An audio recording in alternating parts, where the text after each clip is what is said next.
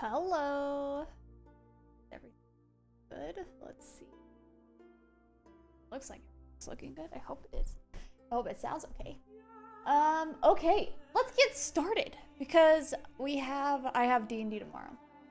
I have left it to the last minute. I will not lie to you.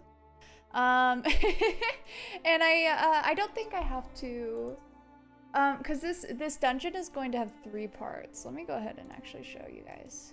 One second. Let me actually pull it up, maybe. There we go. Alrighty. Sick. So, as you can see, this is, so what we're doing, what we talked about last time, I should actually pull it up. Verity groups, so cool, session notes, the sisters. So last time we kind of talked about what I'm currently doing with my group, which is, there is a celestial that they have found in this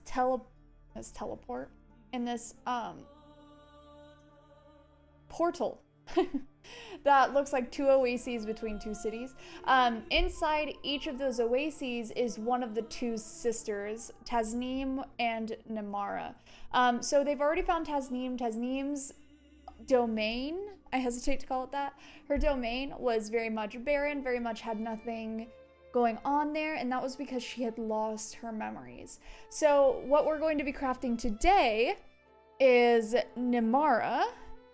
She has too many memories, which are were implanted there by, let me actually get the name because I made a name last session because I was forced to. Mahari is the mayor of Waha, which was the city that they were in, and then Raha is the mayor. God, my brain. The mayor is Lanza. So, this person we know as the DM is the same person, and he has been ruling over both cities, and basically taking all the wealth from it for himself. Part of his motivations as well is the fact that he is a warlock. So he is a warlock of, I think I made it Asmodeus. Yeah. So he has to make sacrifices to Asmodeus. In this case, it's memories. The players will eventually, if they want to help Tasneem, they will have to get the memories back from Asmodeus, which means either they wait until endgame, which is where they will be probably fighting Asmodeus or someone from his group, or they will have to make a stealth mission into the 9 hells. Into the 9 hells? Yeah, Asmodeus is 9 hells. Into the 9 hells to retrieve those memories for Tasneem, which, so every session I do player reviews. Is that what I call them? Session reviews is what I call them. Where I'm basically like, what was your most important moment? What goals do you have? What did you like? What did you hate? That kind of stuff. And in that, they are all very, very protective over Tasneem. And they want to help her get her memories back. So we're going to see how that plays out. It's going to be fun. But today, we're going to be focusing on Namara. So she has way too many memories, and she is going to have basically an overload of everything. And that is going to result in mazes. So we're going to have three separate sections to this. So the first is overabundance, which is just going to have a lot of representation from Batopia, which is the plane that her and her sister would call home, technically. And she is also a celestial from Paylor. So Paylor is going to, we'll do a little bit of research into him, but he's going to have a, what's the word? An influence in these puzzles as well, I think. So Potopia is basically a mirrored dimension. So on one plane of the earth there, you have no storms, but lots of trees, lots of forests, and then the other side is like a reflection of it, except for it's stormy. And we're kind of trying to replicate that with the sisters and their memories. So a lot of the puzzles I'm thinking, sorry, did not sleep last night. A lot of the puzzles I'm thinking are going to be like mirror type puzzles, which I think will be fun. And then maybe, oops, some of the creatures that they fight are like lower level these guys, which are mostly other celestials. And then there's also treants, which, so the second map that we have here is Namara's Maze, which is going to have the theme of Lost. I kind of, it has kind of this overgrown theme to it. So I kind of want to, it's like overgrown but dead, so I kind of was thinking like a spooky treant would be fun for them to fight. And then Melancholy is going to be the last one. I want it to be pretty straightforward. I'm thinking, so last time I talked about maybe doing like a weather puzzle, like if you move in different ways during the weather phenomenon. So like raining, you would be walking very slowly, or even snow, you'd be walking slowly. Rain, you would be, if you don't, like, I don't know, take long strides or something like that. I haven't quite pieced it out in my brain yet. But I think maybe a weather-like phenomenon that are kind of like emotions, like a little bit of that connection there, a little bit of a tie there would be fun. And then they would just go through this whole thing until they reach Namara. I've already done all the dynamic lighting, so Roll20 is really fun because you have dynamic lighting, which means that my players won't be able to see past these lines as they travel through. Which I wanted the texture from this map and this map to be apparent, and then I didn't care about it so much on this map, which is crazy because I did way more work to do all this in this map. But doesn't matter, it's done. What's done is done. So this is what the dynamic lighting looks like. They're gonna start up here, travel all the way through. They're going to find these 4 rooms.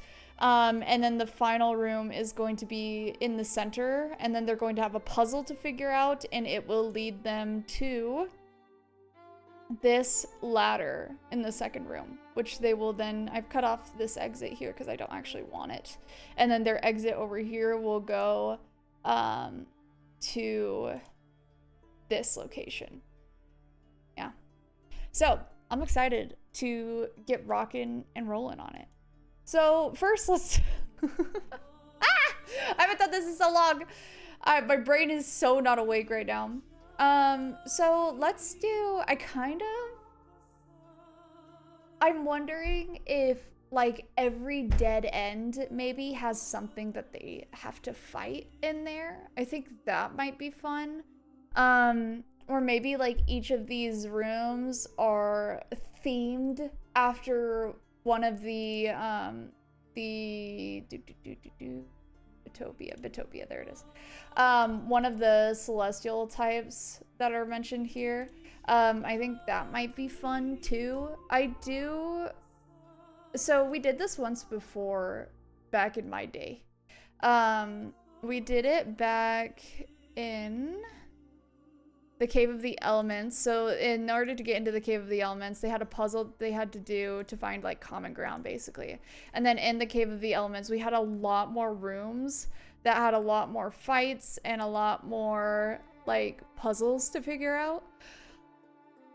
Which I'm kind of hoping the 3 different maps will make up for, but I do feel like this is going to be more straightforward, because if I haven't actually looked at this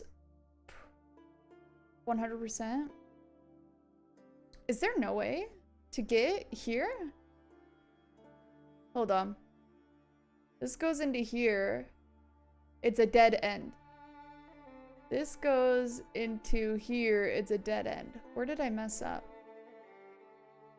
Cause, oh, you know what? I think I found it. I think it's right here. It's not right there. That's not that is blocked off. What? Okay, I will have to redo the dynamic lighting because, man, let's see how it looks over here. I'll have to put a door.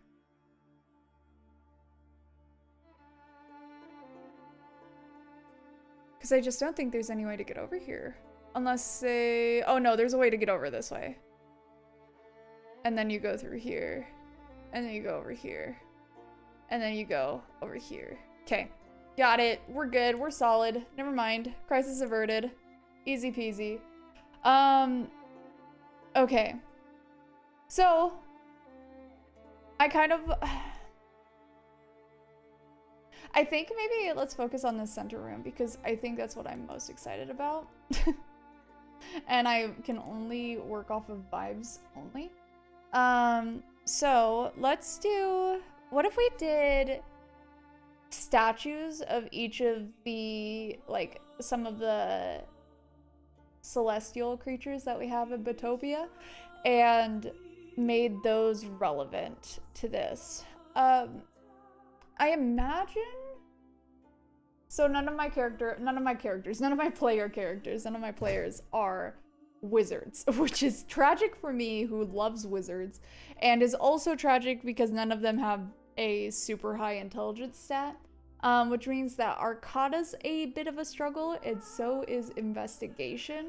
It's not a terrible amount of struggle, but it's enough of a struggle that there is a possibility, a high possibility, that if we make it knowledge-based, they will not get it.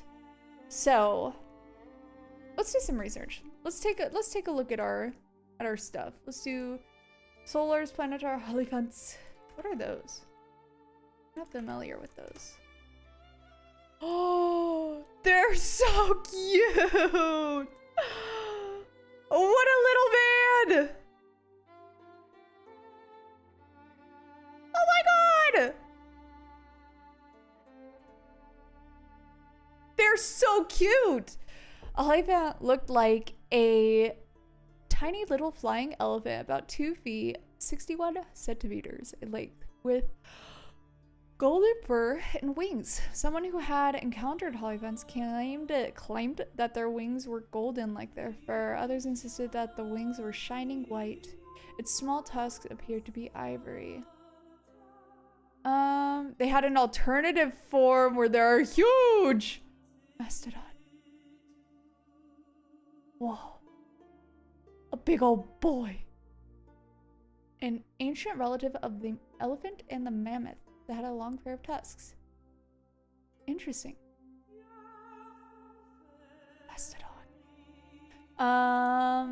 12 foot tall. They weighed about 1,200 pounds.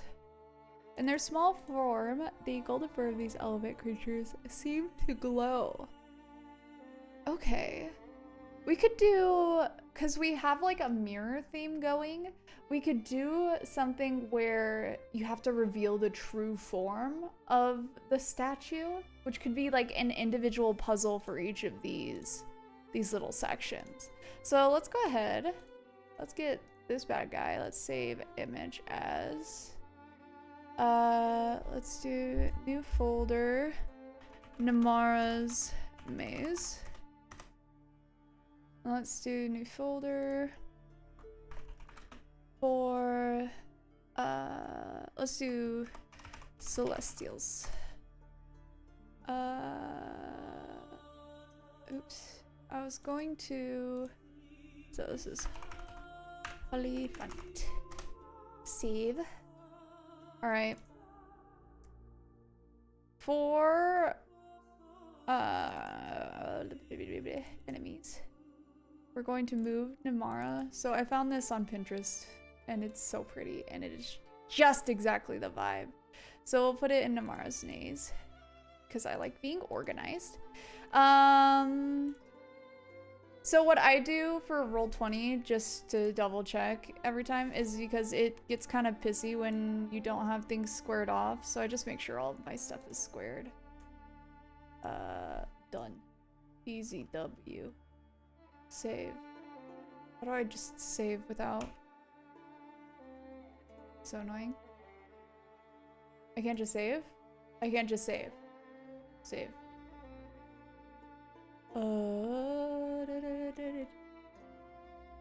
Enemies. Namara's Maze. Celestial. You used to be able to, so it's tragic that you can't anymore. Okay. Deleteth. And perfect. Our little man. Beautiful. Anyways, so Roll20 gets a little upsetty spaghetti when you use stuff that isn't squared off. It just makes him squished, which is fine, but I like aesthetics. So we grab our Hollyphant. We're gonna do to call enemies, add a subfolder, Namara's Maze. Put Namara in there. And then we're gonna do add a subfolder, Celestials. Okay. Ooh, you know what I think? So the map, I think, let me see how I did this. So in the Museum of Maelstrom, I did a bunch of, I think what I did was I had, ooh, no. Yeah, they were tokens. Okay, so I put a bunch of tokens down and put descriptors on them. So what I might do is, why did I close that? Whoops. Holy. Not in this household. Wah! We're gonna take another look at these as well. But what I think I will do, when we go in here, is we'll go to this section. We will put our little Hollyphant down on the tokens. We'll make him a big boy. Make it look like he's on a pedestal. Oh, it's not it's Alt. You hold Alt, fun fact. You will not have to snap to the grid, which is really nice. And then what we will do is go to tooltip. I thought it was called description before. They've changed stuff since I've been in here. Let's do this. Whoops. Holy elephant. I'm gonna name them. So my characters already did some Arcana research on Batopian specifically and learned all about the different types of creatures that are on there. So I don't want to punish the player for not knowing what a Hollyphant looks like when their character does. So I'm just gonna label them because they know at this point. Okay. Something to the effect of reveal my true nature. We'll save that for now, and now he has a label. That's so fun! Okay, sick. Okay, let's take a look at these. Magical and psionic creatures, when in their usual small size, their shimmering fur gave them invulnerability to spells of weaker power. Ooh, that's fun. Ooh, what if they got items out of this? Ooh. Let me open Steam real fast. I usually go offline, but I restarted my computer. Bars. Okay. I wonder if giving them, so like, it would be fun if they got like an item that they could use to, brain isn't working. Brain isn't braining. To like use invulnerability once. Only once. I know that's gonna come back and bite me and make me regret my life. Make me regret my decisions. But nope. But I think it would be fun to give them something that's just crazy OP. See, I have a philosophy that I would rather make my players OP and give them harder fights than make them underpowered and give them boring fights because I think underpowered fights are boring. I hate levels like 1 through 3. I think they're the boringest of the boring. I should say 1 through... I want them to have 4th level spells. Is how I like to play my games. I want them to be able to kill people in fun ways. Detect evil, banish outsiders, bless allies, create light, gate in allies from the upper plane, protect. Ooh, what if we gave them the gate spell? Actually, that would be so fun.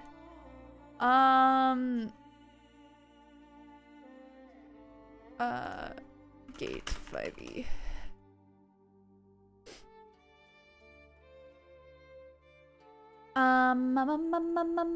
It's 9th level. Portal lost for the duration, which is up to 1 minute. A diamond worth 5,000 gold pieces. Maybe the tusks are diamond. That'd be fun. It's etched into the actual diamond.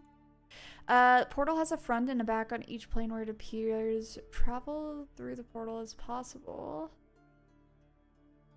Can prevent portals created by the spell from opening in their presence or anywhere within their domains. Ooh. Ooh.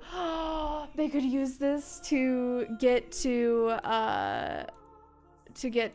the 9 hells, actually.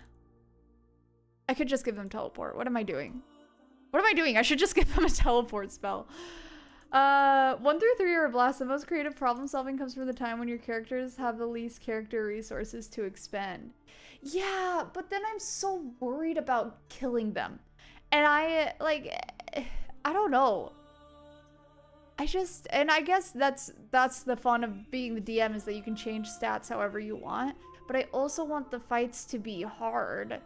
It's just such a hard balance to strike at lower levels, I guess. I like giving them lots of tools. I like seeing how they use all of the different resources at their disposal to come to different conclusions. I just think it's so fun.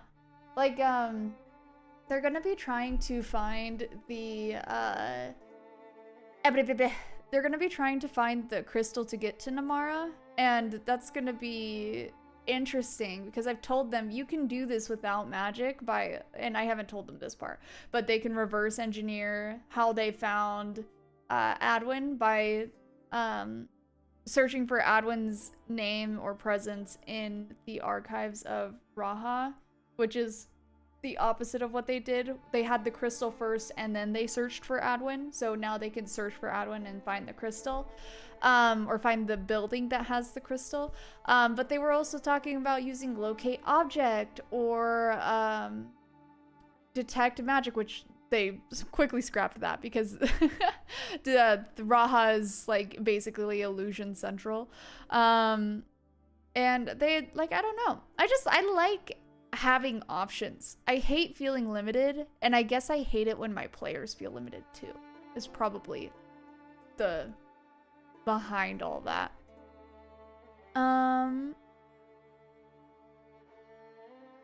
Wah! You fuck.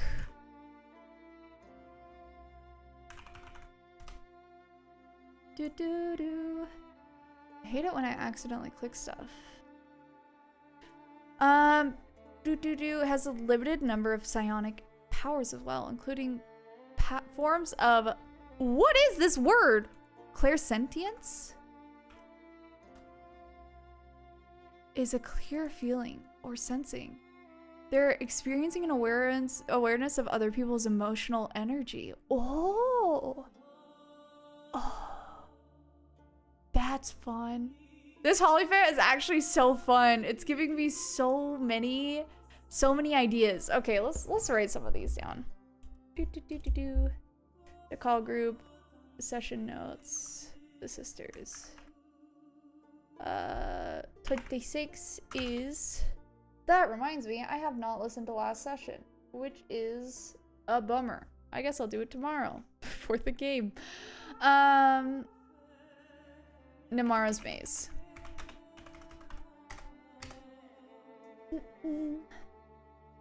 Adwin is under a curse. Okay, let's do.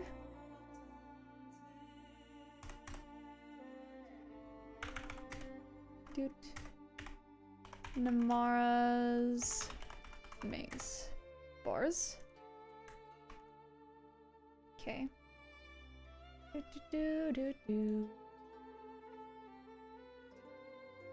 So let's do elephant. I think a fun item could be teleportation, but gate would be more accurate.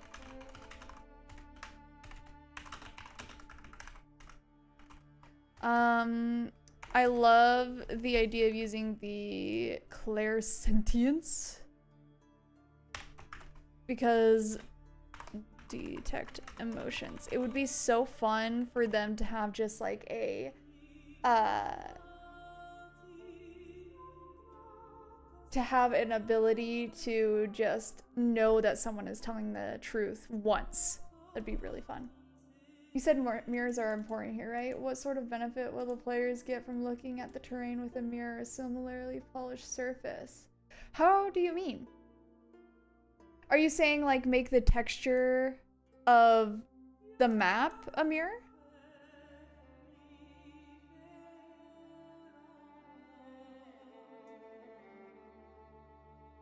Actually, I think I like clairsentience more than teleport. Because I'm sure that all of these dudes are going to have, what are they called? Teleportation spells. Personality. They loved helping good creatures, did not care much for those of a neutral bent, and would actively seek to destroy evil beings.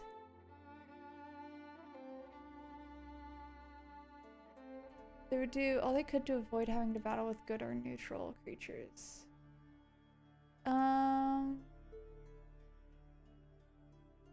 They're sensitive about their appearance. Oh, buddies.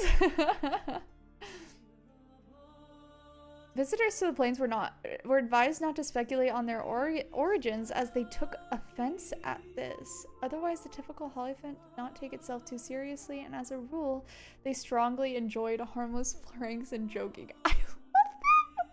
I love them.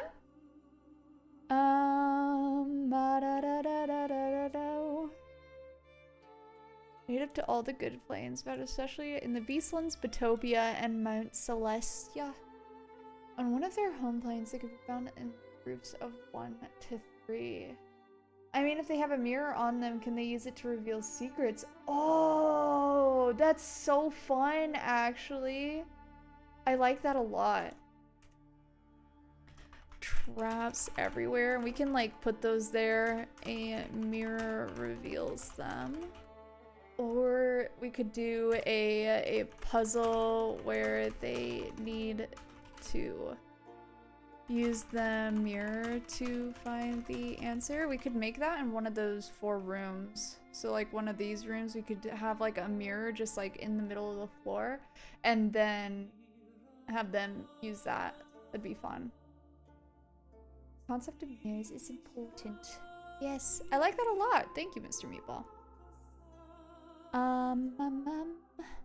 They serve as messengers. They're so cute! They often travel through ethereal and astral planes on their way to the material.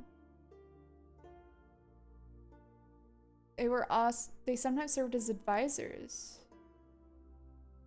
That might be fun to play around with. So, served as advisors to good people. I think that will be interesting because I don't know if I will actually use this, but if they could like ask these beings a question or something like that, it would be really fun. Because one of the characters, Ayla, she doesn't know who her god is. It's Estaria? No. Elistrai. Estaria is my first D&D character. Elistrai is the good goddess of the drow, and her character is obviously a drow. and she doesn't know who this goddess is. Who gives her her powers, all that fun stuff. It's interesting. But anyway, if they were sent as advisors to good people, that would be a fun angle that maybe Illustri could possess it for a second or something like that. I don't know. Might be fun. We'll see. Or serve as a liaison. When providing aid, they tried to help their charges to defeat evil in their own ways rather than solving. They tried to help their charges to defeat evil. Interesting. Help them for a limited time. Awesome. Probably a summon celestial spell. They did not need to rely on natural means to survive. Let's do a Hollyphant 5e. See if there's a stat block. There is a stat block. Challenge 5! You liar! They can use the gate spell, broski.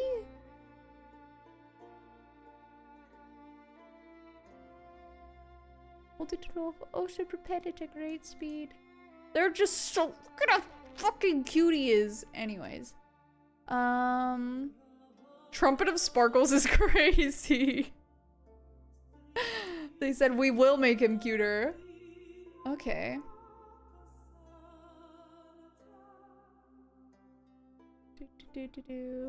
Yeah, it's the same thing. Okay, interesting. Interessante.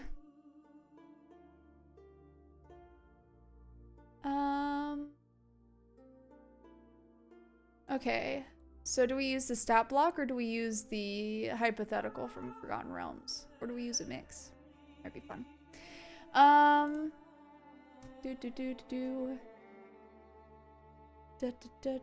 Ecology. They did not need to rely on natural means to survive.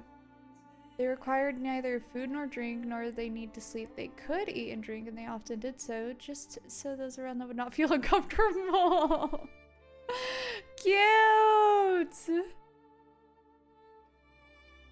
Hollyphant's tusks, when removed, could be ground into a magical powder that, when mixed with a beverage, acted as an elixir of hell. Harvesting a Hollyphant's tusk would be an act of evil. Exclamation mark. Yes, you should. Elephant.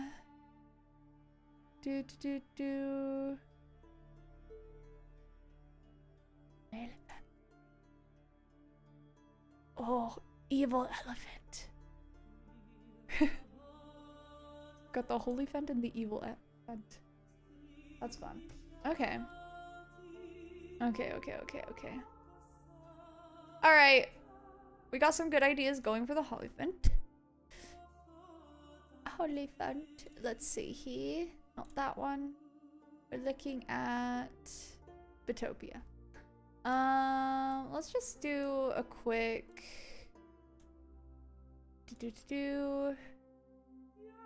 Let's do Solars DD. Let's do Planetars DD. Let's do Davas DD. Foo creatures D&D. I legally have to do the foo creature as well, because my players are obsessed with them. Baku DD. Powerful psionic outsiders native to the Outlands. More elephants! God damn! Lizard-like tails. Oh, they're just little boys. Lion-like hind feet. I don't think this is a real creature. D&D. Yeah, it's Agatha, not... Agatha the Banshee is a specific Banshee. Not... So why? Let's look up Bitopia, because I believe I took this description from the Forgotten Realms wiki. Agathia. Yeah, it is. Agathanon. Pluragathia. Agathinon. Good nature. They just look like dudes. Do they not just look like dudes? The Reese goddess Matt Cyril employed these angels. They're just dudes. Somewhat elfish in form. Standing between 5 and 7 feet. Multicolored skin that shimmered like opals. Ooh, that's fun. Eyes that glowed. Ooh, that's fun. Never appear on their natural forms. This seems to be a theme. They don't appear in their natural form. Oh, mimic both the physical and magical. So, what is it? True polymorph that you can do that? If in the form of an inanimate object, they were able to grant any good person using the object. If in the form of an inanimate object, that's crazy. That's so fun.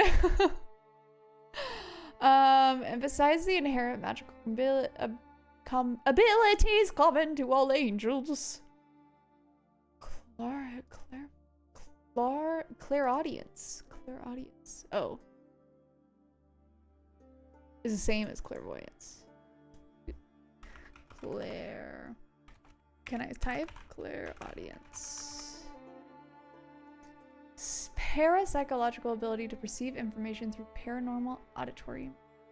Oh, remote hearing as compared. I got you.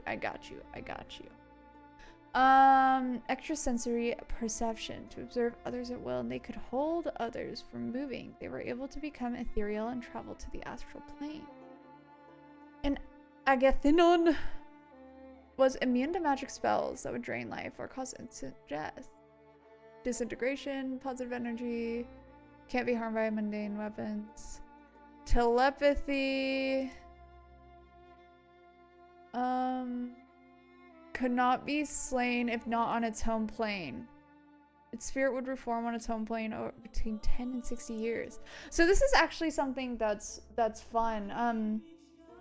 A lot of like defeating the gods in this type of fashion happens where they kill the god on another plane that is not their own, and then the defeat of that god is letting that god regenerate over centuries usually. What a friend of mine did back in college was he had their essence tied to a amulet, I believe, and if you destroyed that amulet, if you killed them and then also destroyed the amulet, then it would permanently kill the god. But basically finding that amulet is impossible, basically. So just something to contemplate. Agathinon were stoic and uncompromising.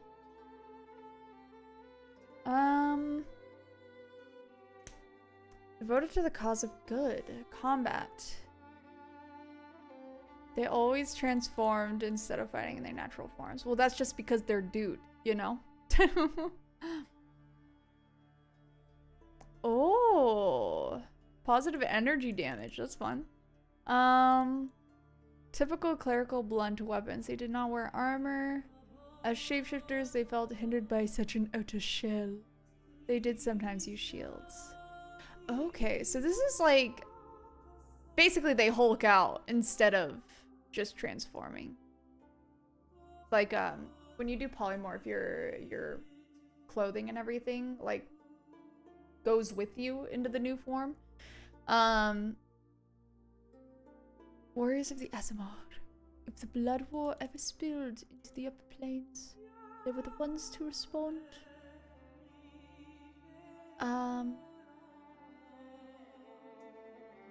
They most often chose a human form. A little more than a quarter of the time, they would appear as some other creature. 1 in 10 times, they would take the form of a magic object. That would actually be so fun, doing a storyline with an Agathinon. Ooh.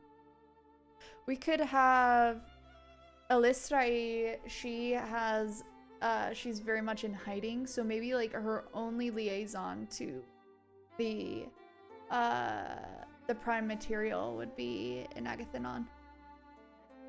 Oh, hi, Puffy. Oh, she went to lay on her bed. Do you see her? You see her? She's so cute. I love her so much. She's adorable. Actually, I don't think you can see her. Hang on. Because I'm on my other camera. There she is. Is this a baby? Is this a baby? Rosie pup. I'm sick of you. Classic. Alright.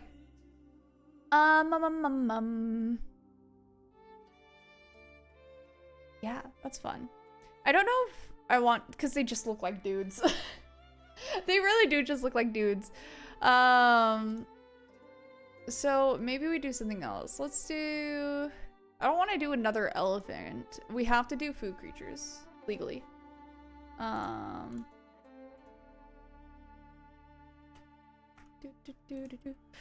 Food creatures. Creature. Food creatures. Emojis. Then we have to choose one that I could pretty easily square off.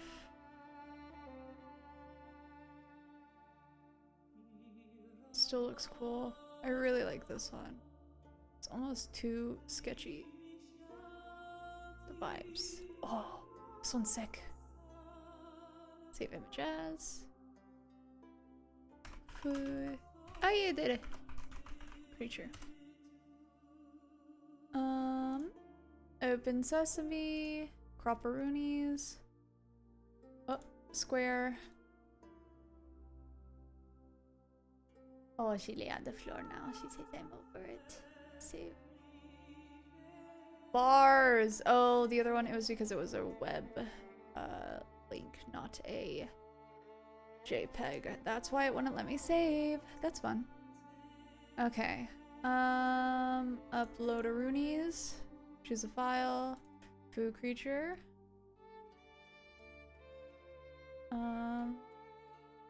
Mars Maze. Celestials, actually. And we're just gonna drop that bad boy in there. Put him over here. He's just a man!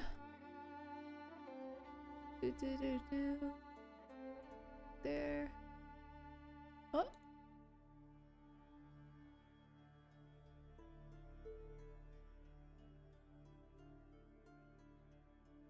Oh, we like that! Okay. Food creature. Bars. Save settings. Okay, can't see it. Okay. I thought that you couldn't, but I think my map is just humongous. I probably should have made it smaller, but alas. I don't want to do the Baku. I don't. Let's see. Devas. A kind of angel, which is very classic. So I think we should consider the... Oh, they're all the same thing. So maybe we do just do the dude. Maybe we do the Agathanon and then do the dudes with wings. Let's see. Let's take a look. Most powerful of all the angels, and indeed of most celestials. Described by some as truly godlike. Only a celestial paragon. What's that? They were often considered the opposites of the archfiends. Oh, so it's just like a super powerful celestial. Super powerful type of celestial. Okay, sick. They never took their own worshippers. Oh, this would make sense for our ladies to be solars, actually.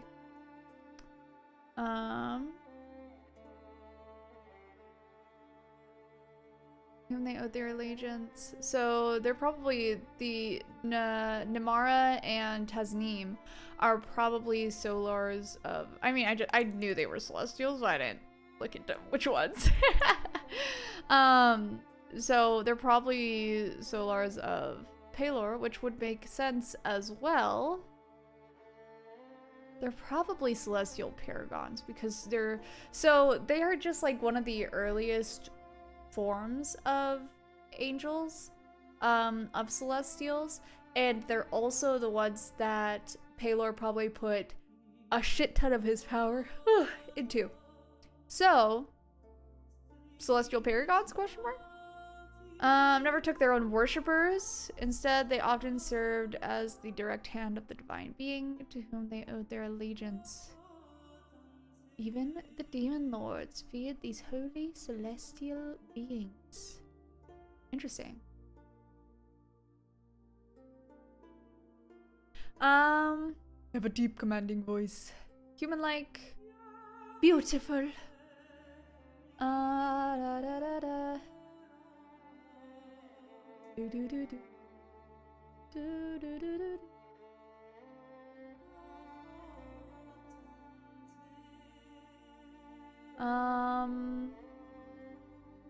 Yeah, I get it. They're powerful, they're angels. Can we get something else? Powerful magics? Grant wishes. Ooh. The ability to grant wishes is fun. Send waves of exhaustion over their enemies.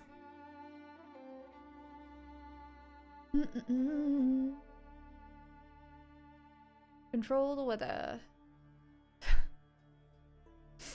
Don't get me started. A Solar could emit a searing burst of holy magical energy to burn away its enemies. Quicksilver away. This small pool of liquid mercury has been enchanted to respond to sound, taking shapes and oh god, my thing is in the way. And hardening into useful tools when given a command word. The Quicksilver array can turn into any simple, no moving parts tool, geometric shape, or molded shape that takes up less than 3 inches by 2 inches by 1 inch. In an emergency, it could turn into a mace, but no other weapons will not retain a cutting edge. I love the idea. You've seen Avatar? It's basically Toph's meteor bracelet that she gets. But I trust my players, but I also don't want to limit them. 3 feet by 2 feet by 1 inch. Oh, okay. Did I read it as inches? My brain. Quicksilver array. Liquid mercury, so it's going to poison them. Hardening into useful tools with an 8 and word. Might actually be fun.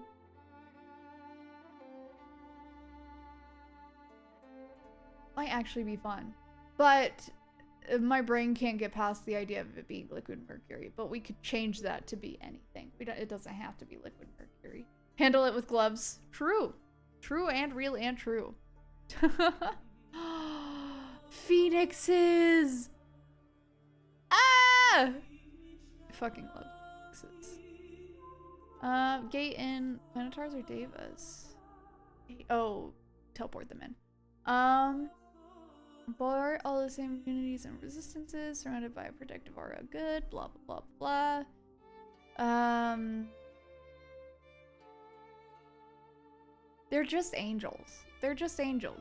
Which is fine. It's just not fun. I mean, it is fun, but it's not like visually interesting, I guess. It's your magic mirror. That's fun. Solars had events fighting prowess complemented by their magical angelic great swords. Scholars believe that there were only ever 24 Solars in existence in the multiverse. How many gods do we have? Varia group, Varia the gods. How many? 22. 22 gods. 22 gods. Interesting.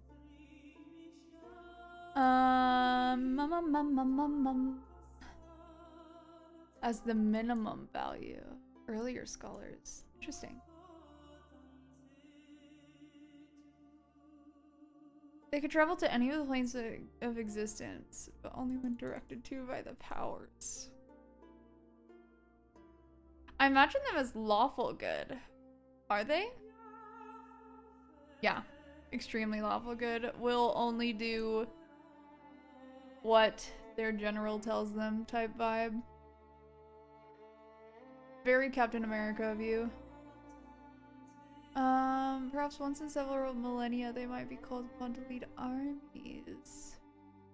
So I struggle with like what can get through the Divine Gate. Like in theory, it's big enough that it allows like lower beings through. Lower is an odd choice, but you get what I mean, like less powerful beings. But the idea is that the prime material is just straight up not prepped to handle the types of shit that other planes have. So at what point is something allowed through? Like if you look at, for example, Critical Role had at the end of the first set is not right, campaign is the right word. At the end of the first campaign, one of the Archfey, I can't remember his name, had them leave an opening in the Divine Gate for him, which is never explained how they do that, but it happens. And I like that idea. I like the idea that an Archfey can't just come in and fuck everything up, because they would. Just because they think it's funny. But I also wonder like what the level of power is necessary to block that. Solar's being the like most powerful angel is almost certainly going to be in that blockness, which also means that unless somebody uses a big spell to send these celestial, I'm going off on a tangent, but these celestials, Tasneem and Namara, unless somebody uses a big spell to send them back, like banishment or teleport or gate or something, even then I may have fucked up, because I allowed my players to use banishment to see where her original plane was. Ooh. Which is actually, because I think that the Divine Gate would have stopped that in theory, but what if you tried to let the duration on banishment run out, which would keep them in their home plane, it just sent them back and nobody knows why? The answer is the Divine Gate. I think that might be interesting. But that's only if they're higher level, which of course they are, because they're fucking charging 2 portals for millennia just with their lifeblood. They don't die of old age. Yeah, they're probably Solars. Let's be so for realsies. Probably with some extra perks, because they do generate their own magic, which is not something... Oh, you know what'd be fun? So they do generate their own magic, which is what charges the portals. But on top of that, the portals are made up of these oases, and the pools in those oases are basically like liquid magic. So I wonder if you spend too much time around them, specifically on the prime material with mortals, with mundane mortals, I should say, if it would start like affecting them. I think that would be interesting. And then, so because they're currently in a moral bind where they're trying to decide whether like dismantling these 2 cities trades is, which I mean they've already decided, slavery bad, keeping people locked up to be used as human batteries bad. But they've thought of Like, if the ladies want to, if they want to stay in those portals, to let them. But they've also considered just taking them out, letting them free, and if they spent too much time around Tasneem and Namara, they could run into problems there in terms of like health. Like, I'm so tired, so my brain is not working. But Ori, one of the players, one of the player characters, she went and drank from the pool and was like basically hyped up on speed, and felt like she could do fucking anything. And that is what I would imagine being around them 24/7 would probably feel like, I think. So that's just a fun thing to contemplate. So on rare occasions where a Solar would take a mortal lover, his or her ASMR descendants would often have silvery or gold skin. Ooh, that's fun. Okay. Planetars.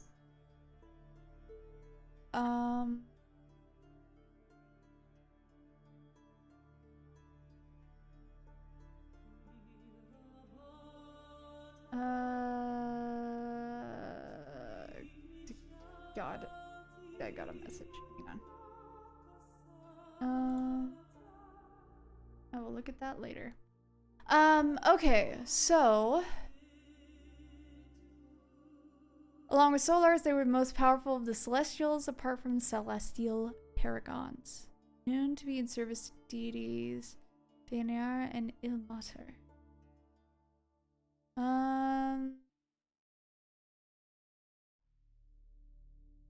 Opalescent emerald skin, white feathered wings.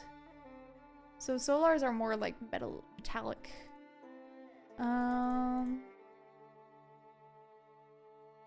Divine magical spells, blah blah blah blah blah. They said you will be Jesusified. They bore all of the immunities and resistances of other angels, permanently harmed by magical evil attacks. They can regenerate.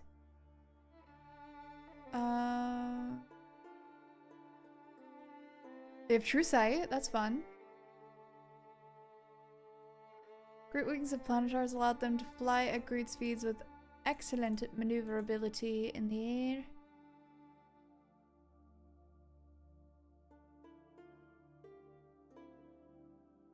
Depended on the deity they served.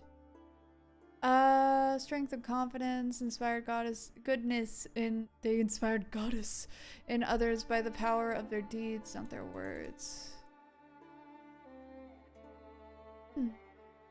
That's fun. I love the moral quandary of being truly good versus being truly evil. It is such a fun, I don't know, fun. Despairing thought process to go through of like what makes someone truly evil. At what point are you truly evil, and is evilness something that can be definable? In my opinion, there are certain things that just straight up make you evil, but is evilness a definable trait, or is it something that is developed over time? Is it dependent on like each individual's perception of ethics and morality? It's just fun thoughts.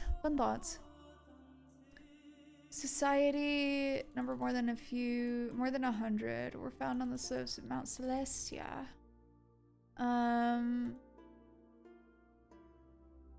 One or few served as the right hand of a minor deity. Physiology. As outsiders, they were not dependent upon their environments for survival. Is there her Isomar? Descendants would often have emerald skin or the traces of white feathers at the shoulder.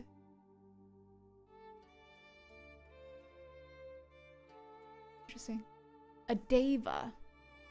Kind of Isomon. Interesting. Probably another word for angel, I assume. There were 3 orders of devas. Astral, Modadic, and Movanic. Though devas of no particular order were known after the second sundering, which we don't care about because we're not in this world. We're in our world. They appeared as human-like men and women of extraordinary beauty or handsomeness, with 2 magnificent feathered wings emerging from their shoulders. They're tall.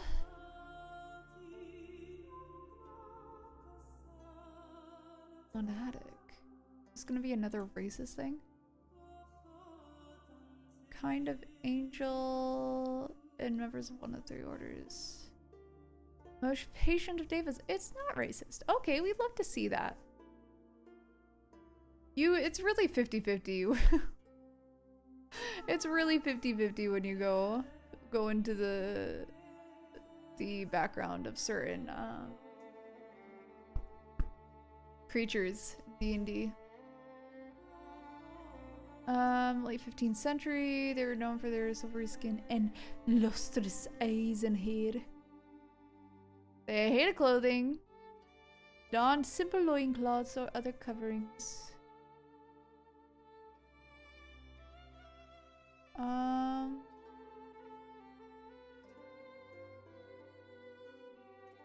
They sometimes dealt with neutral beings. That's interesting. I wonder, like, I know that they're fake creatures, but I wonder what it would take for a deva to interact with a neutral being as compared to a good being, you know? The astral deva, blah, blah, blah, blah, blah. The orders might sometimes bicker over differences in personality, but always cooperated at the end of the day. On the grand scheme. Battlefields. Watch over the elemental planes. Ethereal plane.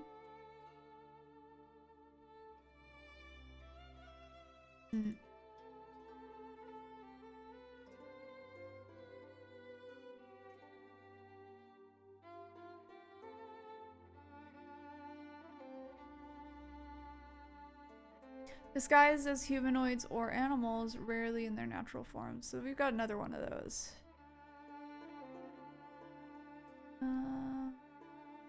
Serve the cause of goodness itself.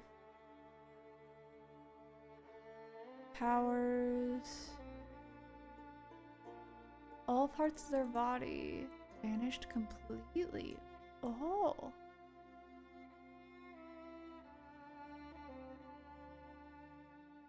Their immortal spirit returned to their home planes. If they died on any other plane, they were destroyed utterly. Interesting. Prime material has some strong powers, I guess. Or maybe it's just connected to all the planes so strongly that that is what happens.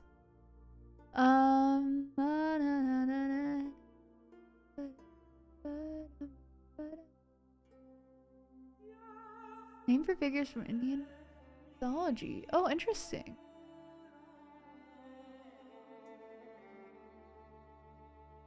Later adopted as nature spirits and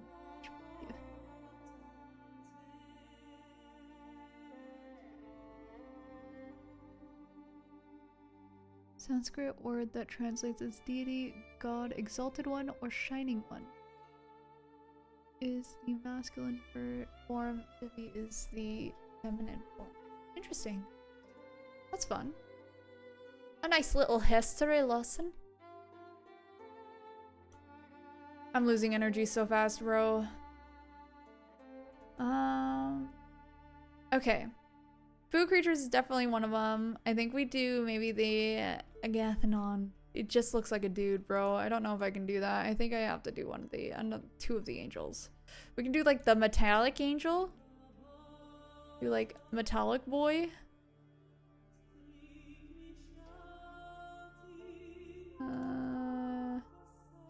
Yeah, this one works. Soda.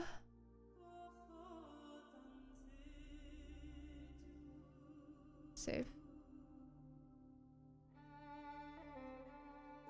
Cropperoonies. Square.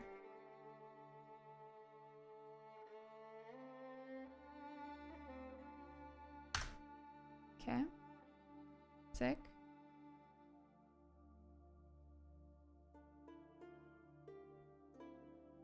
There we are. Get rid of the web version. Yeah. Okay, sick. So we do solars, and then we do... Maybe planetars are more interesting than solars.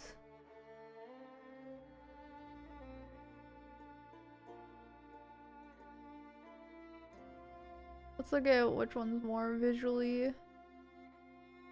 they're both visually similar. Let's do Deva, D&D. Images. Oh, this one's pretty. This one's pretty too.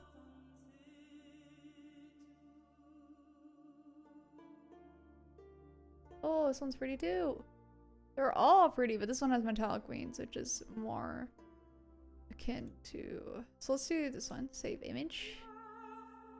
What is this file format? That's crazy. Deva.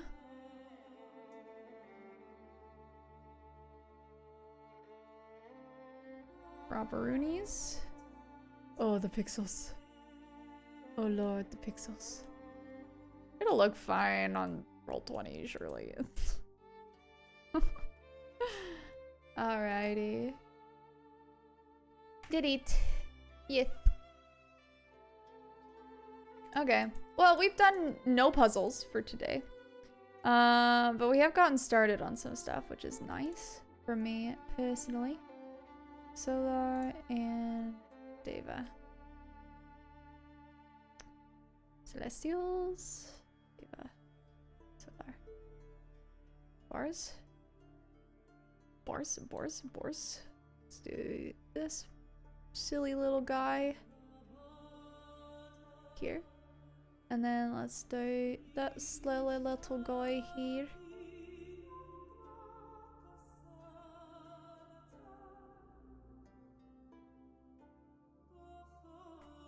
Okay, let's name this Deva.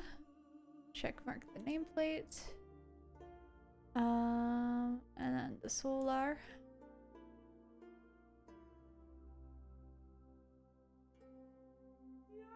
Oh god, I'm losing steam! My brain is just so fried. I have not slept in 60 million years. Oh my god. I keep forgetting you have to hold Alt. And then this is the solar. Check mark, save settings. Easy W.